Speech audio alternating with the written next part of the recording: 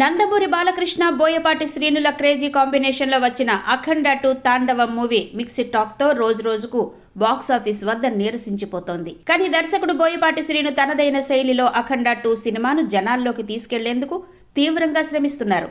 కేవలం సినిమా ప్రచారం కంటే కూడా తాను ఒక గొప్ప సినిమా తీశాననే సందేశాన్ని ఇండస్ట్రీకి బలంగా పంపడమే లక్ష్యంగా ఆయన అడుగులు వేస్తున్నారు.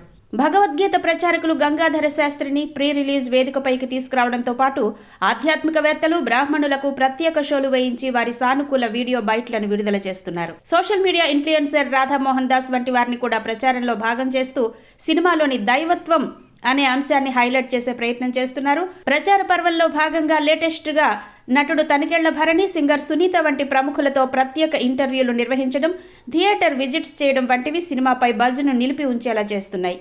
వాస్తవానికి 8 రోజుల్లో సినిమా 100 కోట్ల గ్రాస్ మార్కును తాకినప్పటికీ వీక్ డేస్లో కలెక్షన్లు భారీగా పడిపోవడం ట్రేడ్ వర్గాలను ఆందోళనకు గురి చేస్తోంది. మిక్స్డ్ టాక్ ప్రభావం కలెక్షన్లపై స్పష్టంగా కనిపిస్తున్న బోయపాటి మాత్రం అవేమీ పట్టించుకోకుండా తనదైన సక్సెస్ మూడ్లోనే ఉన్నట్టు కనిపిస్తోంది.